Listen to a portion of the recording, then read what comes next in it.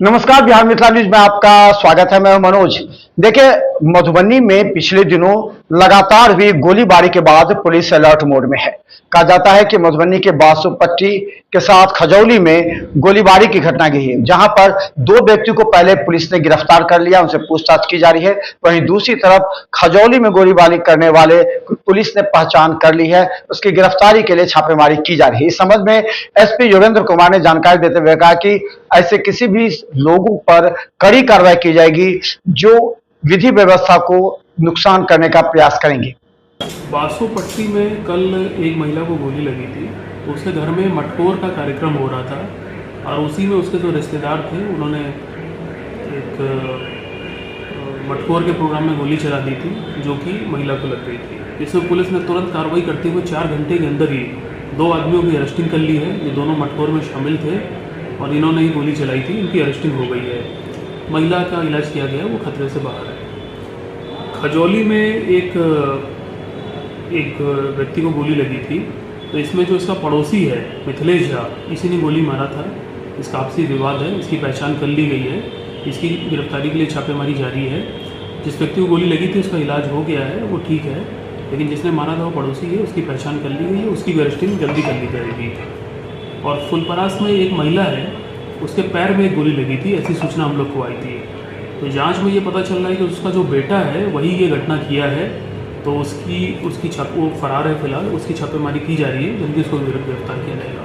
तो सभी केसेस में आप देख सकते हैं कि कार्रवाई हो गई है, कुछ में बाकी है, वो भी पूछ। देखिए, मधुबनी के हरलाखी के पास 2 चीनी नागरिक के साथ एक नेपाली नागरिक को गिरफ्तार किया है। मधुबनी एसपी योगेंद्र कुमार ने प्रेस को बताते हुए कहा कि ये नो मैंस लैंड में जाकर के वीडियोग्राफी कर रहे थे। इसके बाद संदिग्ध व्यक्ति से पूछताछ के लिए उन्हें हिरासत में लिया गया।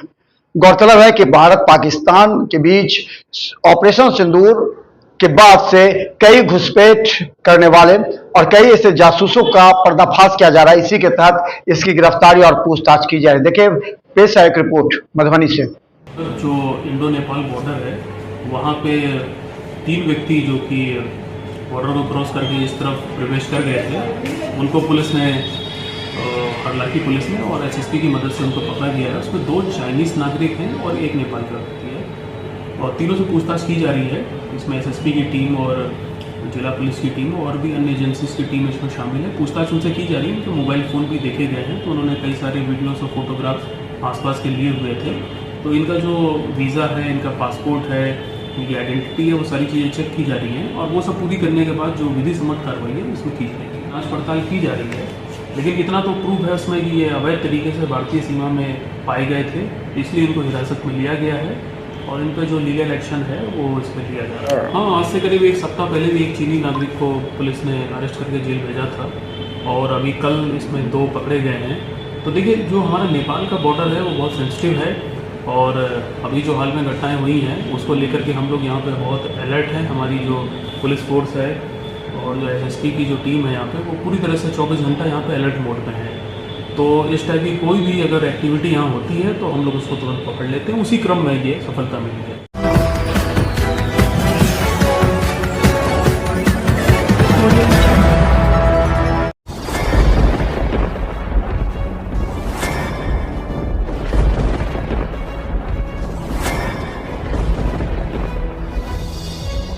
हम जीविका के सीआरपी छी 10 साल 12 साल से एको गो पाई न हमरा के दरमाहा घरे घरे।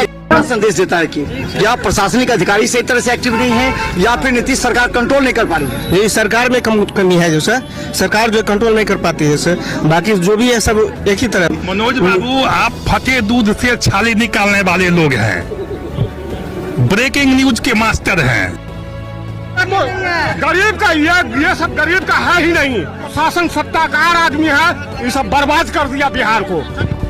तो निश्चित तौर पर केंद्र में भी हमारी सरकार होती है, बिहार में भी हमारी सरकार होती है, तो पलटू राम में फिर पलट जाती है।